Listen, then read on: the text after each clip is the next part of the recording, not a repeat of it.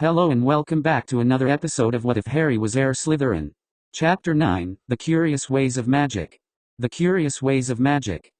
Harry had never been to London before, but even visiting the city seemed pale and ordinary compared to the knowledge that they were about to be shopping for his magic things. "We can really buy all this here?" Harry asked. They had passed nearly every sort of shop imaginable, but nowhere that looked remotely magical.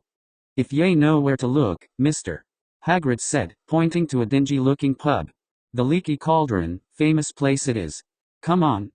Harry had the distinct feeling that no one on the street actually saw the pub at all, no one was going into it, no one was looking at it properly. He grinned. A hidden magic place right in the middle of London. He hoped its dreary exterior was just a cover, but the interior was dark and shabby enough to match its outside facade perfectly. Before he could look around more closely, he noticed the atmosphere of the room change. He felt as though everyone just stopped their conversations to stare at him.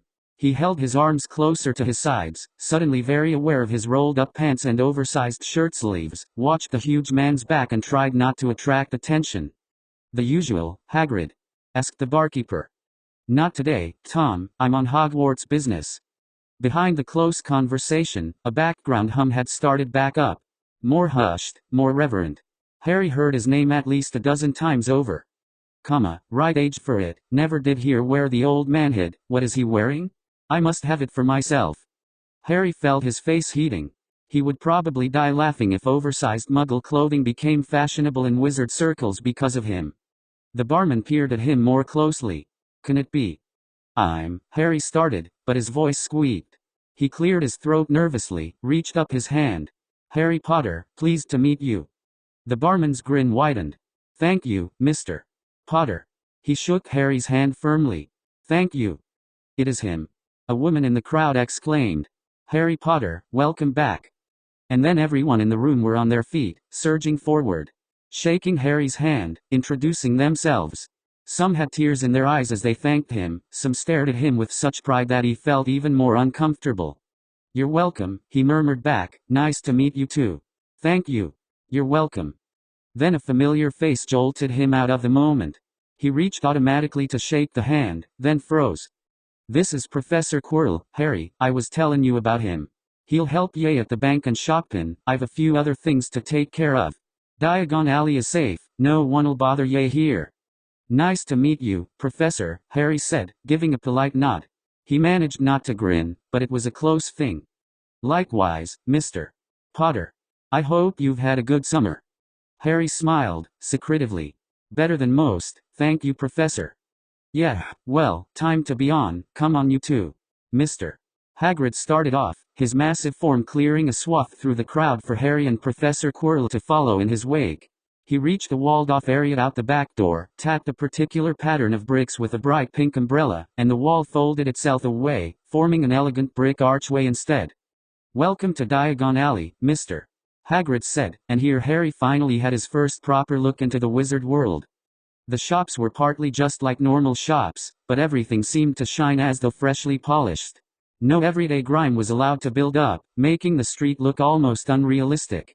And then there were the items for sale: cauldrons, broomsticks, parchment and quills, an entire storefront dedicated to toads.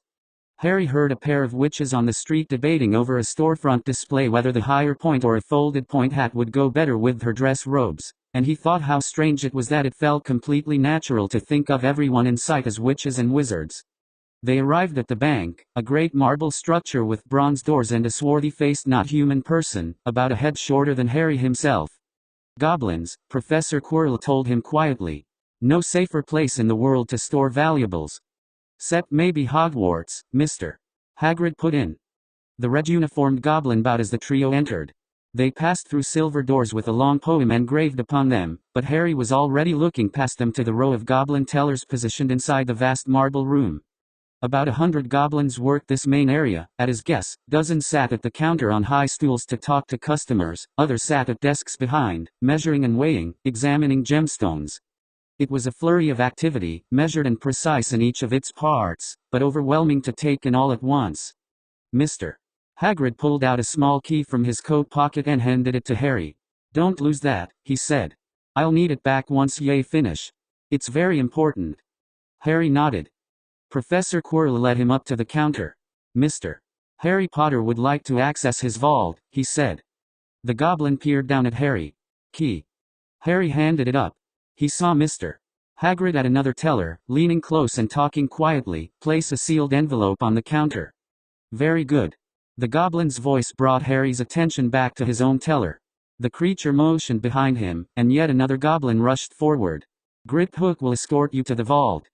Griphook led them through a side door, down a narrow stone passageway lit with torches and to a small railway track that twisted across their path deeper underground. Griphook whistled, and a cart rushed forward along the tracks. He motioned them to follow him inside it, then tapped Harry's key against the front of the cart. It set off, down twisting and turning passages, steering itself onto one set of tracks or another, seeming completely sure of itself with no need of further direction. They finally stopped, Harry grinning and breathless from the wild ride, Quirrell looking less pleased with it. "Didn't remember them going so fast," he mumbled, leaning against the wall. Griphook unlocked the door, letting out a cloud of green smoke. As it cleared, Harry gasped in astonishment. He knew intellectually that he was rich, but it was another matter entirely to be confronted with a huge pile of gold, silver, and bronze coins shining in perfect stacks. "Is this?" Harry asked. "Yours. Every newt of it." "Galleons," Quirrell said as he began counting gold coins into a bag Griphook provided. 17 sickles to a galleon," he pointed to the silver coins. "And 29 nuts to a sickle. It's a bit tricky to catch on at first, but you will get it." "Galleon, sickle, nut," Harry repeated, looking at each type of coin in turn. 17, 29. He knew he'd forget, but kept repeating the numbers anyway. "There," Quirrell said, handing the bag to Griphook. The goblin weighed it in one hand, listened to the sound it made, then wrote a small notation on his book. "Withdrawal verified," he said. He handed the bag back, closed the door and returned Harry's key, then led them back to the cart. Harry thought he saw another little vehicle go whipping past them, heading the opposite direction as they headed back up the winding tracks at almost the same speed with which they'd hurtled down them. He blinked as they emerged from the bank to the bright afternoon. "I don't think I need to ask where you'd like to go first," Quirrell said, nodding toward a narrow storefront with peeling gold letters. "Ollivanders, makers of fine wands since 382 BC. Harry grinned. "You're right." They entered the shabby little store, accompanied by the tinkle of a little bell somewhere farther in. The cramped interior was quiet and dusty, the exact opposite of most of Diagon Alley, full of shelves stacked with little boxes. Thousands of them. It reminded Harry a bit of a shoe store's back room. His skin seemed to prickle with the power in the air. He could feel his magic now, sense it waiting, reaching for something. He gave a quiet, nervously excited laugh, but swallowed the sound quickly. He stared at the stack of boxes, following it up to the ceiling and back down, trying to count the tiny long boxes. "Good afternoon." Harry almost jumped, startled. He hadn't seen the old man come out from the back. "Mr. Ollivander" peered at Harry with wide, pale eyes. "Harry Potter, yes. You have your mother's eyes." "Thank you," Harry said, not sure what else to say. "Quirinus, I remember you. Do you still use the wand I sold you? Something feels different about you this year." 9 inches, alder, unicorn hair, Quirrell replied, drawing out the wand, giving it a quick twirl. Harry thought it looked smaller and more ordinary in the light of day. He must have exaggerated it in his memory. Bendy, good for protection charms. "Yes." Ollivander's pale silver eyes seemed to linger on Quirrell for a long moment, then he turned back to Harry. "Which is your wand arm?" "I'm right-handed." Ollivander nodded, brought out a tape measure which set about measuring Harry's body on its own. "Hold out your arm." "Good." He flitted about the shelves, pulling boxes seemingly at random, stacking them on the desk. "Try this," he said, offering Harry the first. "Beechwood and dragon heartstring, 9 inches. Harry took the wand, had time only to notice a faint shining feeling in his fingers before Ollivander snatched it back. The wandmaker offered him one after another, rattling off the name of its ingredients and its length, occasionally adding a note about what it would be best suited for. Each felt about the same, the quiet tingle of latent magic, but nothing as dramatic as when he'd used Quirrell's wand. He thought he understood what Ollivander was trying to do, but he couldn't see how the wandmaker would be able to see so quickly whether or not Harry felt anything from the wands. He didn't give enough time. They worked through the first stack, and Ollivander smiled and flitted about collecting a second.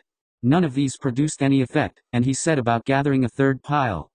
He seemed to be growing more and more eager as they went through dozens of wands, the stack of rejects on the desk growing higher and higher. Harry wondered how long it would take him to put them all back in their places. Then Ollivander hesitated.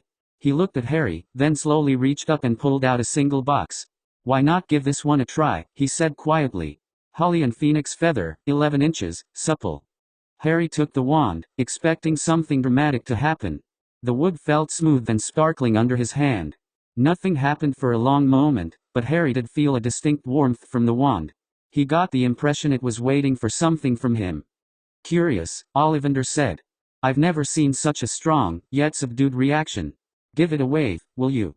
Harry brought the wand up in front of him like Quirrell had showed him, whispered Loomis, though he hadn't planned to. The tip flared to life, momentarily brightening the dim shop, casting sharp shadows across Mr. Ollivander's face. Then the light flickered, faded. Most curious indeed. Ollivander took the wand, replaced it in the box, but didn't move the box to the pile of rejected wands. He tapped his long fingers on the box instead, watching Harry with an amused expression. "I dearly wish I had another wand with a matching core. I feel like the holly wood is the problem here, but no two phoenixes are the same and they are temperamental in the extreme. Alas, the only other feather from that phoenix is long since gone into the world." Ollivander tapped his fingers again on the box. "We could keep searching, but I have a feeling on this, a very strong feeling that this is the wand you are destined for. Which is curious in its own right. But its subdued reaction to you is even stranger. The wand chooses the wizard, you see, but this wand seems to have reservations about you. Curious.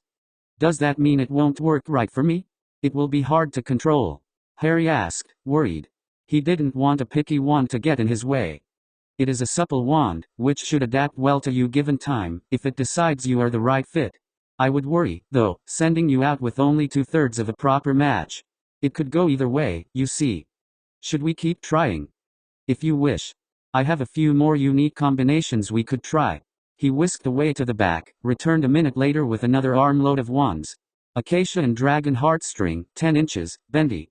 Very tricky combination." Harry felt the wand as sharp, not uncomfortable but obvious. There was a connection, but it was not strong. He brought the wand up in front of him, but felt no particular reaction. "I thought not. I've had this one back there for over 50 years now. Tricky combination. Needs a firm hand, but the right mind. Cypress and unicorn hair, 9.5 inches, rigid." Harry shook his head, handed it back. He knew what he was looking for now, understood the way a normal wand would feel, knew the slight variations that marked their types. He was worried, now. His reaction to Quirrell's wand had been stronger than his own, and none of these rare combinations seemed to be working out any better for him. Ollivander returned to his front shelves, offered Harry an array of his more standard combinations, tried various woods with various other phoenix feathers, but his smile seemed wistful or contemplative now, not entirely genuine. "I fear we shall not find a better match for you," Ollivander said, tapping on the single box. "Curious are the ways of magic. But I now believe you will come to an accord. Rarely have I seen so strong a connection." Harry nodded. He hadn't realized so much effort went into choosing a wand. He paid the wandmaker and took the wand in his hand again, felt the weighting and warmth, the tingle through him of magic at rest. He nodded, his worry fading. Reluctant or no, the wand felt right. "Thank you. I think we must expect great things from you," Ollivander said softly. "The brother to this wand you have already encountered and defeated once, and that wand was destined for great things. Terrible, yes, but none can deny the greatness. You and this wand, I suspect, shall go farther than most of us could imagine." "Lord Voldemort was the one who bought the other?" Harry asked, turning back to Ollivander. "Yes. If I'd known then what that wand would go on to do, if I had guessed when creating it the terrible places it would lead our world, but it also crafted new magics unheard of in our time. The dark mark alone is an unparalleled piece of magic. Understanding even a fraction of the genius that led to our near destruction would be a great gift to wizards for centuries to come." Ollivander shook his head. "The future, the past, they can be altered but never changed. Rewritten, but never undone. It is not well to linger on what might have been. Learn from what is, what has been. That is all we can seek to do." Harry nodded, not exactly following. "Nice meeting you," Harry said, though the wandmaker seemed a little off. Harry wished he would blink more often. "And you, Harry?" Ollivander's voice was quiet. He bowed in farewell. "Thank you," Harry said, and followed Professor Quirrell back outside. Harry breathed a sigh of relief as they emerged into the brightness and fresh air of Diagon Alley. The stuffy, magic-heavy atmosphere inside Ollivander's had been invigorating, but stifling at the same time. He and Quirrell walked down the street, crowded with wizards and witches and children. A pair of boys were arguing over which one got to ride a toy broomstick. A girl stood with her face pressed against an apothecary shop window. A pair of black-robed wizards swept down the street like it belonged to them, engrossed in their own conversation. They purchased the rest of Harry's school equipment, as well as a hefty trunk that was a bit larger than its outside would indicate. He was fitted for robes, stood quietly while the shop mistress measured and pinned, and then waited while she made a few modifications with a dozen needles that flashed as they flew about at her wand gestures. Harry couldn't wait to get home and start reading his school books. The Standard Book of Spells, Grade 1, seemed especially promising. Mr. Hagrid met them outside the seamstress's shop, carrying a cage with a lovely white-spotted owl. "It's a few days early, but I thought you'd like to have her now. Happy birthday, Harry." Harry grinned. He'd never had such a nice birthday present, and he didn't care that it was a few days early. He felt like he'd never smiled so wide before in his life. "Thank you, Hagrid, she's wonderful." He remembered to give back his bank vault key, though that brought to mind thoughts of Albus Dumbledore, headmaster, watcher. He glanced at Quirrell, cursing himself for not having thought to ask for more information the whole time they were alone shopping. That veil in his memory was proving more trouble than he'd have anticipated. It didn't prevent him from thinking about anything, but it did make it harder. Despite his attempts to practice using it back at Privet Drive, it seemed that only when he had a reason to allow it open did all his questions come flooding back to the forefront of his thoughts. With Mr. Hagrid back in charge of Harry's trip, Professor Quirrell bowed his farewells and strode off down the street. Still, Harry had an owl of his very own now. He could send letters any time he wanted. He just couldn't ask about anything sensitive. How had he gone a whole afternoon ignoring something so mysterious? He reached in his pocket, wrapped his hand around the worn wand handle. He knew how. The world of magic was just opening up to him. How could he worry about some nebulous feud between a professor and the headmaster, when there was so much to see? He put it out of his thoughts. All too soon, the whirlwind of shopping and magic came to an end. As they were about to leave Diagon Alley, Mr. Hagrid stopped. "Harry, I think I should tell ye, underage wizards aren't allowed to do magic except in school or when being supervised by an adult wizard or witch. The Ministry of Magic can track wand use, so make sure ye don't get too carried away with yer studies. Got it?" Harry nodded, disappointed. He'd looked forward to practicing spells, but if it was illegal he didn't want to get in trouble. He could wait a month. And he could still memorize everything in the Standard Book of Spells. Though, he remembered Quirrell's emphasis on pronunciation and rhythm when teaching him Loomis. Maybe it would be best to not risk learning it wrong, wait until he had teachers to mimic the correct sound and flow of the words. Mr. Hagrid left Harry with his tickets for the train, the Hogwarts Express, on September 1st. Platform 9 3/4, remember, Hagrid said. The Hogwarts letter had instructions to reach it, Harry said. Mr. Hagrid laughed. Used to be they'd just trust people to work it out. These days everything has to be spelled out so exact. Harry shrugged. I wouldn't have been able to work it out. It's not exactly intuitive. To a wizard. Raised by muggles, Harry pointed out. Mr. Hagrid grunted. Well. He delivered Harry to 4 Privet Drive, by which time Vernon had returned from work. They had a loud discussion, which ended with Hagrid glaring threateningly at Harry's uncle as though he would spear him through with a pink umbrella, and Vernon agreeing shakily and grudgingly that they would be sure Harry was able to write and that they would bring him to King's Cross Station at the correct time. Mr. Hagrid accepted their concessions, waved cheerily to Harry, and walked off down the street. It's time you cleared out Dudley's second bedroom, that place is a mess, Aunt Petunia snapped. And put that horrid owl somewhere out of sight. Harry shoved his trunk into his cupboard, moved his mattress on top of it. Though it left him with barely enough room to lie down, he wouldn't be able to sit up without ducking his head. He set his owl's cage on top of the mattress, though he couldn't think where he could put her when he needed to sleep.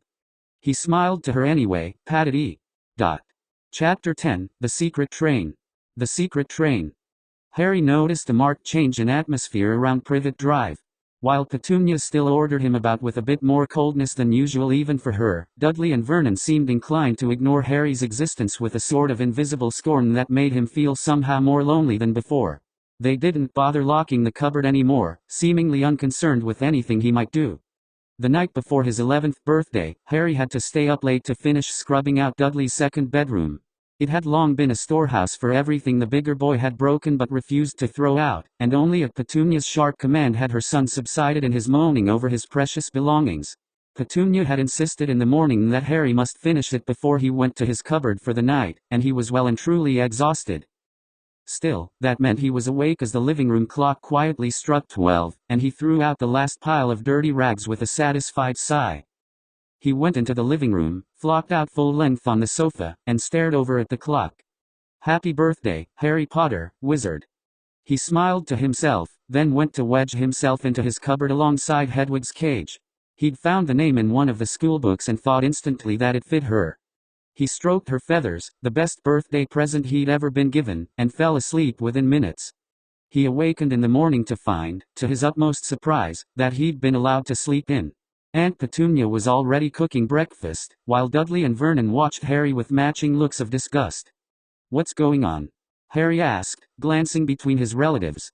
"It's your birthday," Aunt Petunia said, her tone making it clear she thought Harry was being stupid. "I know that," Harry said, annoyed. "What are you doing?" "I'm giving you the morning off," she said in the same condescending tone. "As you'll need the time to move your things."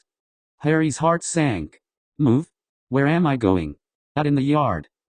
Petunia spun on him. "Do you really think so little of us? Your own family? You'll be moving upstairs. The room's all cleared out, I trust." He couldn't believe what he was hearing. "Dudley's second bedroom?" he asked. "Your bedroom now. You're getting too big for that cupboard, now go and move your things." Harry just stood and stared at her, dumbstruck. Was she being nice to him? It had to be some kind of trick. He lugged his trunk up the stairs, set Hedwig's cage on the single night table and opened both the cage door and the window so she could come in and out freely. She'd been out for a few hours each day exercising or delivering letters, but this would be much more comfortable for her, Harry was sure. He dragged his mattress up the stairs too, though he noticed his snakes looking at him reproachfully. He supposed they wouldn't be terribly pleased with needing to go up the stairs to see him now. "Sorry," he whispered to them. The bedroom seemed vast. With his mattress by Hedwig's table, he still had enough floor space to fit a dozen trunks, and the walls had enough shelves for all his possessions. Uncle Vernon didn't give him a present, nor did Dudley, but Harry didn't care. He had his own room, and his own owl, and only one more month to go before he would be leaving this place for so many months it may as well be forever. August passed quietly, slipping one day to the next without much to break the rhythm. Dudley got over his disdain, returned to chasing Harry around the yard with his gang, but Harry didn't mind so much. He wouldn't have said it was enjoyable, but it was dependable, and even if it was only his brutish cousin wanting to hit him, it was the only social interaction he got in person with anyone close to his age. And it certainly passed the time faster than sitting staring at the wall. Kept him in shape, at any rate. His afternoons with Mrs. Figg remained a highlight of his week. He cleaned for her, then they played games, and talked about cats. It wasn't the most engaging way to spend his time, her games were always slow and her stories always fairly uninteresting, but she had been a friend to him when he needed it most and was always happy to see him. And she was the only person he could talk to who didn't think wizard meant he had the plague or something. Quirrell continued to write each week, giving Harry a patchy summary of life as a wizard. Harry's questions always led to more questions which inevitably ended with him on some obscure topic, but he was starting to get a feel for how magical society went. He read his schoolbooks and the supplementary texts he'd purchased, or at least skimmed through them.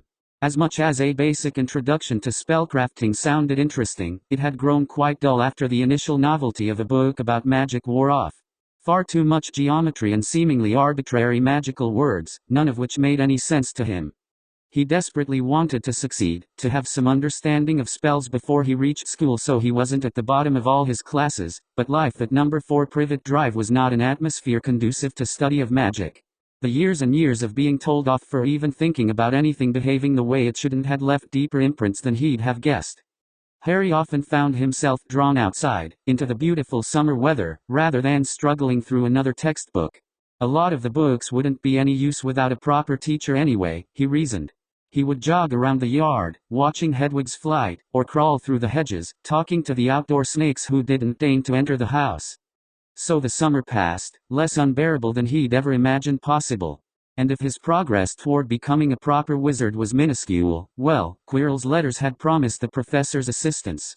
Harry would be able to catch up with his help, even get ahead perhaps. Finally the day arrived, September 1st. Uncle Vernon drove him to the train station, though he scoffed at Harry's insistence that his platform was 9 3/4. "There's 9, there's 10, Vernon said with a nasty smile. "Have a good term?" He turned to leave, and Harry smiled. The secret passageway was hidden in the barrier. He walked toward it slowly, tested it with his hand. It felt solid enough, but he pressed a little harder and felt his fingers slip through into nothing. He brought his trolley around, pushed it through the passage and came out into the Wizard's train station. A bright crimson steam engine waited next to the packed platform. Cats and owls were everywhere, students in robes and some in muggle clothes, parents giving last-minute instructions and farewells. Harry felt suddenly very alone. He didn't see Professor Quirrell or Mr. Hagrid, no, just Hagrid, anywhere, and he had no idea who anyone was. He pushed aside the veil over his thoughts to help him more clearly remember Quirrell's letters of instructions from over the summer. Stand straight, be gracious, don't make promises. Be respectful to those of higher blood status. He took a breath, stood as non-nervously as he could manage, and pushed his cart forward toward the train. The first several compartments were filled, of course. Harry finally spotted an empty one, near the center, and tugged his cart over. A red-haired older student with a P badge helped him load his trunk into the train, gave him an encouraging smile. Harry nodded politely. He settled himself into the empty compartment, brought out his wand and schoolbooks. He hadn't finished reading most of them, the summer weather having been a great distraction.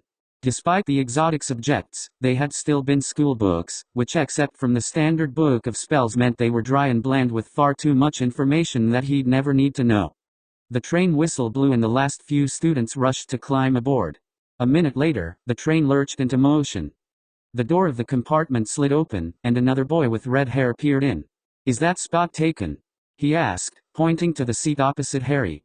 "Everywhere else is full." Harry shook his head. "Just me." The boy smiled, sat down. "Thanks." He held his hand out. "I'm Ron Weasley." Harry shook his hand politely, gave a little nod. "Harry Potter." From what he remembered of Professor Quirrell's extensive notes on students, Weasley was an ancient pure-blood family. Despite their generally disgraceful behavior and lack of dignity, they were still worthy of respect. Ron seemed stunned. Harry Potter," he squeaked. "You're joking, right?"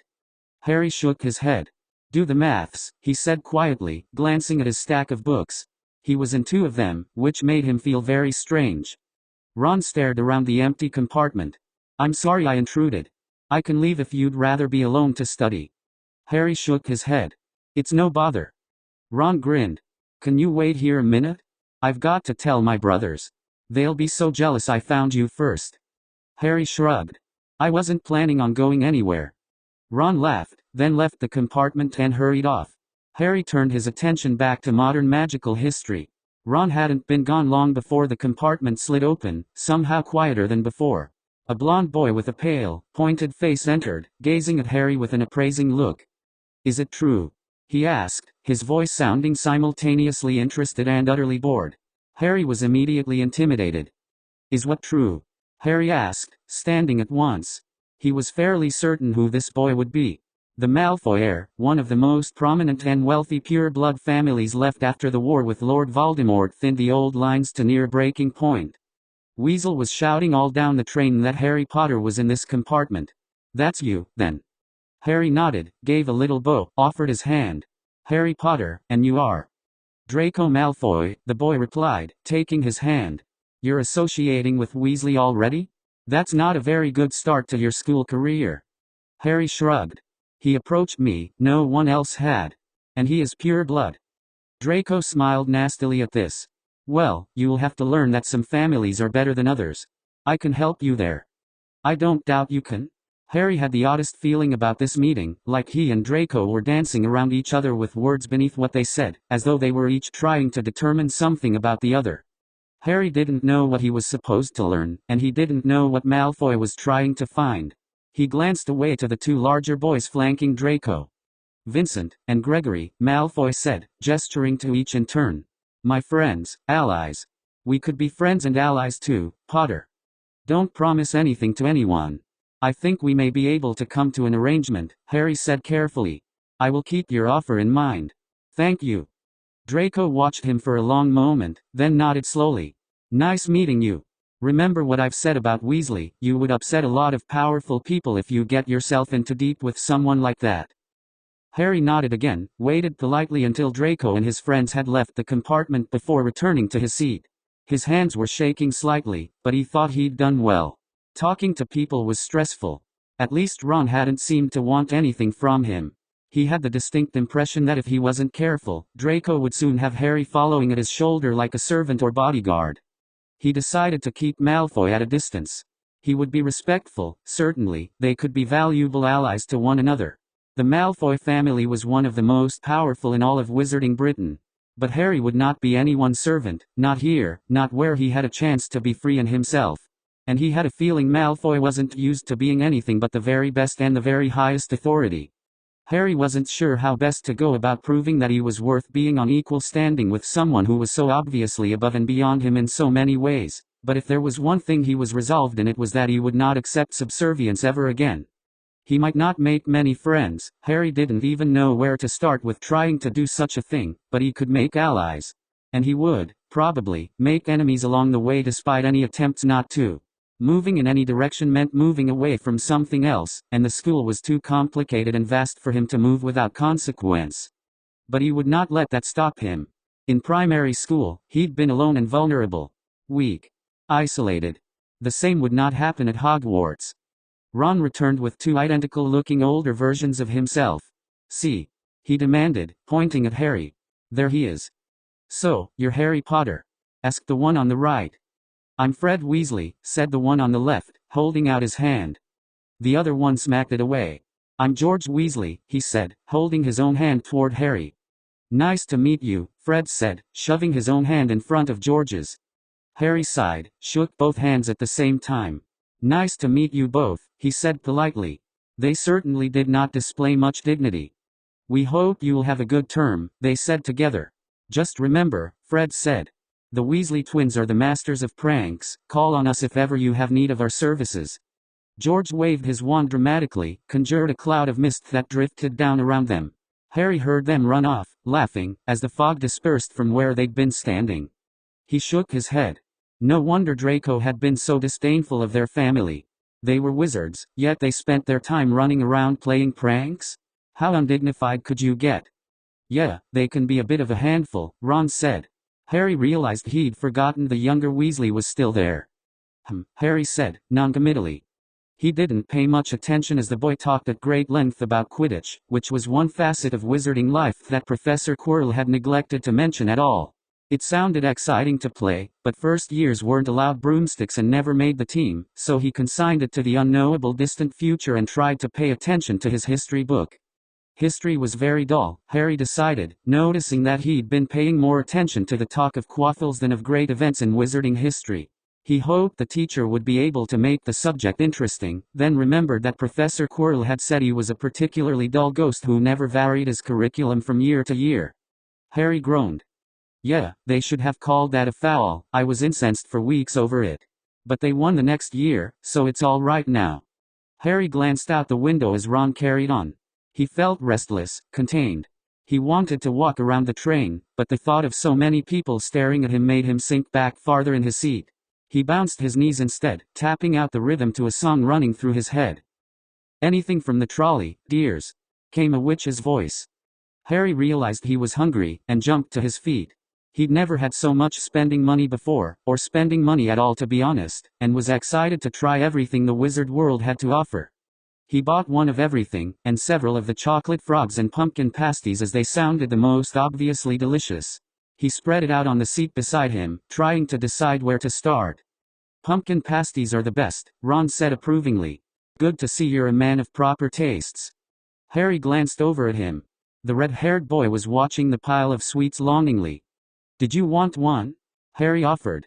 He knew the Weasley family wasn't exactly wealthy, so Ron probably couldn't afford anything for himself. But he didn't want to offend a pure-blood family by acting overly charitable. Ron grinned. "Please." Harry tossed him over one, and opened his own. It didn't taste like anything he'd ever had before, but his exposure to sweets was admittedly quite limited. They demolished the pile between them, Ron explaining the finer points of each type of candy as Harry reached them. The chocolate frogs came with cards, collectibles with moving pictures of famous witches and wizards. Harry ended up with a Morgana, a Merlin, and 2 Dumbledores by the time they were through with the pile. He slipped past his veil, examined the portrait of Dumbledore appraisingly. The old wizard had twinkling eyes that somehow appeared cheerful and unknowable in the same moment, half-moon spectacles, and a calm look that made Harry think he knew absolutely everything about you. He understood why Quirrell would want any private memories hidden. The look in that wizard's eyes was intimidating. Even if he couldn't really read minds, it made Harry feel much better knowing that his true secrets would be safe. He let the veil drift back in place, obscuring that part of his mind, and examined the portrait again. Dumbledore looked deep, wise, and incredibly welcoming while aloof at the same time. He was the sort of person that you would instinctively trust, if you could get through the mystique and actually get close to him. Harry wasn't sure what to make of it, but now he had a face to put to the name.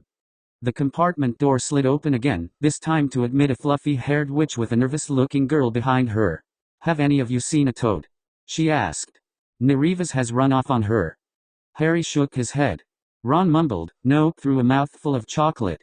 She turned to leave, then stopped. "You're Harry?" she asked, looking him up and down. They were saying, up front. She let the sentence trail off. "Yes," Harry replied. "You're probably the most famous living wizard apart from Albus Dumbledore, you know," she said. "How does it feel?" Harry shrugged. "I don't know yet." She laughed. "Good answer. I'm Hermione Granger, by the way. Nice to meet you." "The same," Harry said, shaking her hand. "Good luck finding your toad." "It's not mine, it's Neriva's," she corrected automatically. "Have you tried any magic yet?" "We can, now we're on the train. I did a few simple spells, they all worked perfectly." "I only know one," Harry said, bringing his wand up in a smooth arc. "Loomis," he whispered, and the tip flickered and glowed. Hermione crossed her arms, nodded. "Not bad.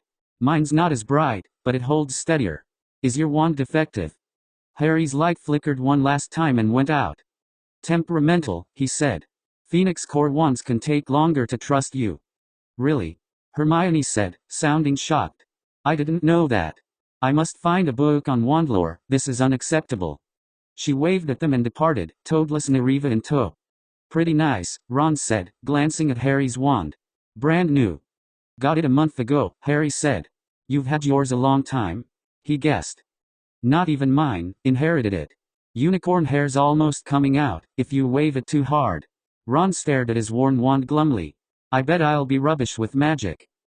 Harry replied noncommittally. Ron brightened. "I have one spell to try." He rolled up his sleeves, pulled a dead rat out of his pocket, and pointed his wand at it. "Sunshine, daisies, buttermellow, turn this stupid fat rat yellow," he intoned, waving his wand as though about to smack the rat over the head repeatedly. Nothing happened. The rat lay there, quite gray. From what little Harry had read on the subject, custom chant spells were notoriously difficult to create. Rhyming was unnecessary, often detrimental in fact, but the rhythm and flow of the words had to fit together with the wand motion and the intent behind the spell in some intricate and mysterious way. There was a reason spells weren't invented willy-nilly for every little thing. Spellcrafting was incredibly complicated and often required an instinctive understanding of things beyond what you could learn from formulas. Gifted spellcrafters often turned out new spells by the dozens, while those without the knack for it just never seemed to manage. "I think you're pronouncing it too distinctly," Harry said. "There shouldn't be so much emphasis on the words as words, they are part of the whole. You say daisies instinctively, try it daisies, and emphasize mellow." Ron tried it again, but the rat didn't change. "Are you sure you have the right wand movement?" Harry asked. Ron scowled at him. "You're an expert on spells, now? Just because you can make a light? I can do that. Loomis." His wand tip glowed feebly, but it was a steady light that didn't waver. Harry glared back. "I'm not claiming to be an expert, but it obviously isn't working." Ron sighed. "You're right. It's a rubbish spell. I bet it was just another prank. I should have known better than to think my brothers would tell me something useful." Harry said, noncommittally. The train arrived at the dark Hogwarts platform amid announcements. "Leave your luggage on the train, it will be brought separately." First years were to wait in the field outside the station for direction, while other years went to the carriages. Harry drifted away from the Weasley boy, stayed a bit more central and stood alone. He remembered Quirrell's letters, stood straight, looked ahead and didn't fidget. He would have loved to just run around the entire group in circles, work off some of his pent-up energy, but that would be the worst possible first impression to create for himself. There would be time to exercise later. He felt so overwhelmed, he was glad that no one approached him. It was easier to hold his facade of strength by imagining people being intimidated. In all likelihood, they were absorbed in their own affairs and gave no heed to the lone dark-haired boy with taped-up glasses. He was glad he had wizard robes now, at least he wouldn't be showing up in Dudley's old things. "First years, this way!" shouted a familiar voice. Hagrid walked toward them, towering above the children, waving a lantern.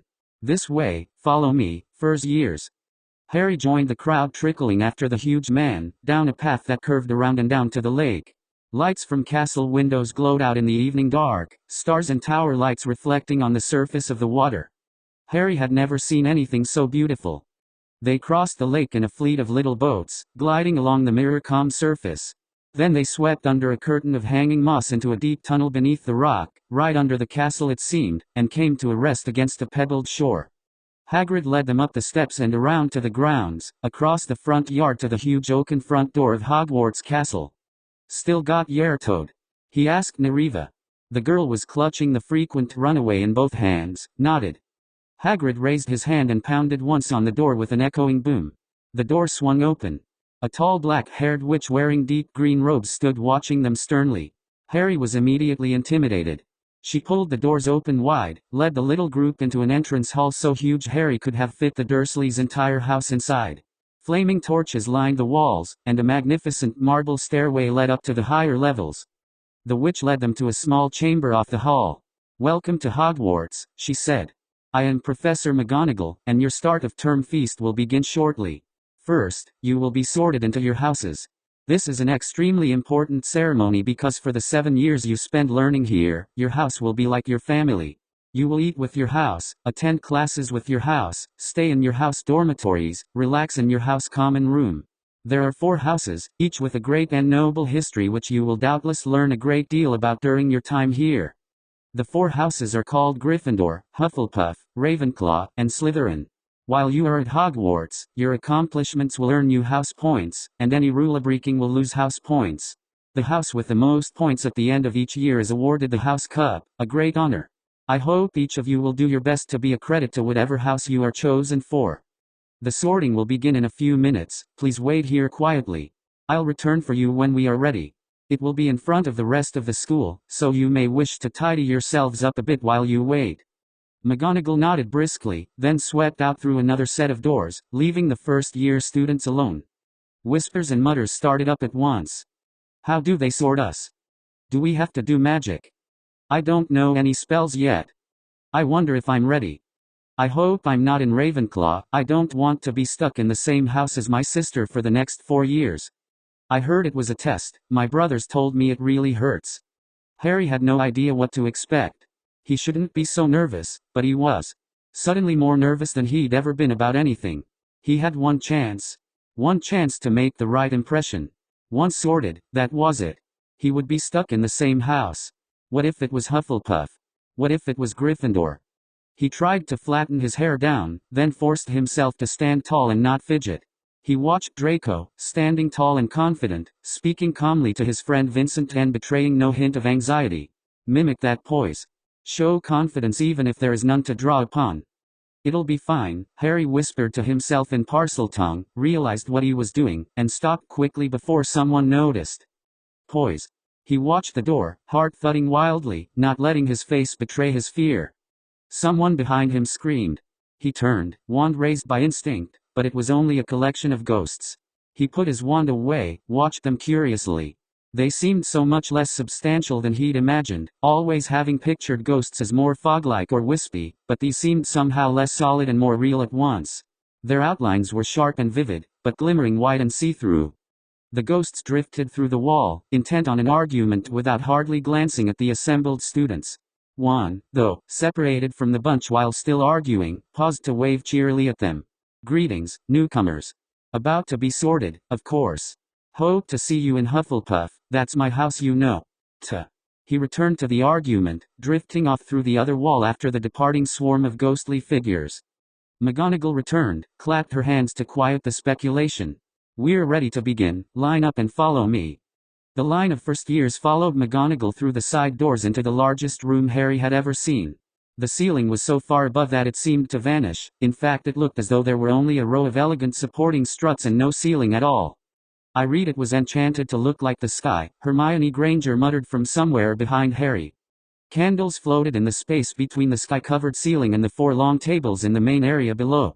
The candles were slightly different in color and drifted slowly about, giving a mysterious shifting light to the entire scene. Behind the first years, on the raised dais, was the faculty table. Long ways across the hall, it faced out toward the assembled students. As did the nervous line of newcomers.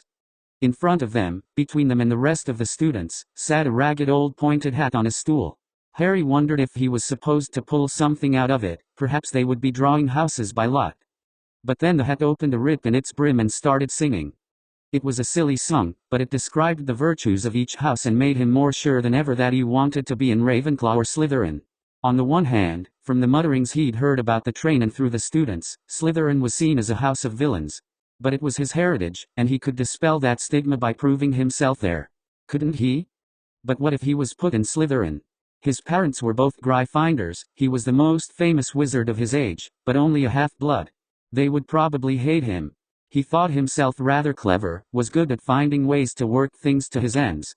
But he hadn't had much opportunity to do so at home. Perhaps he wasn't good enough, perhaps he'd be a Hufflepuff after all. So we just try on the hat. Ron's voice sounded relieved. I'm gonna kill Fred, he had me all worried. Harry wasn't ready. He was too young, too inexperienced. Why would such an important, life-shaping decision be made so frivolously at the very start of his first year? Poise. Strength. He could do this. He would not panic. I will call you forward by name, sit down and put on the hat to be sorted, McGonagall said, opening a parchment scroll. She began calling names, and students began stepping forward. Each sat for a moment, several moments, or hardly at all, and then the hat would call out their house. The first 2 were both Hufflepuffs, and then a scattering of others. Hermione ended up in Gryffindor, as did Nereva with the toad. Draco and his 2 friends went to Slytherin. Harry was getting more and more nervous. Why did his last name have to be so far down the line? He wanted it over with. But then it was almost his turn. Why couldn't he have been farther down the line? He wasn't ready for this. Potter, Harry. He stepped forward stiffly, forced himself to hold his head high and not betray the pounding nervousness that made him feel ill. He heard the whispers start up among the students below, smiled faintly. This was the first most of them had seen him.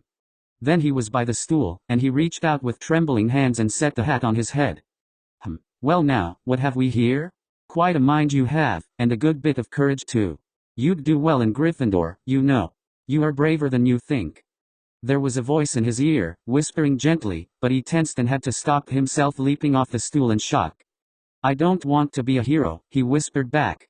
I want to live. Oh, you want much more than that, my boy. You can be great. Harry instinctively tried to say he didn't care about that, but the words caught in his throat. He did want to be great. He wanted to prove the Dursleys wrong, show that he wasn't worthless. He wanted to show the world that he wasn't done. That he was more than a baby a curse had bounced off of. He wanted to learn all he could, find new ways, make new discoveries. Change the world. You are an eager one, aren't you? The hat whispered. Most would think that list of yours lines up perfectly with Ravenclaw, but you wouldn't be happy there. You're clever, determined, but not studious. You need a more practical application for your intellect. You seek knowledge for ambition's sake, not its own merits. And if you're sure you won't take Gryffindor, then that only leaves one place for you. Harry hoped fervently that he wasn't about to say Hufflepuff. He didn't think he'd survive the pressure of being around that many friendly people for the next 7 years.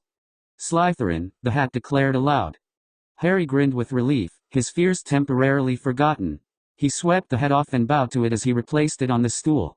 Thank you, he said quietly, to scattered laughter from the mostly silent room behind him, then strode proudly over to the green and silver table.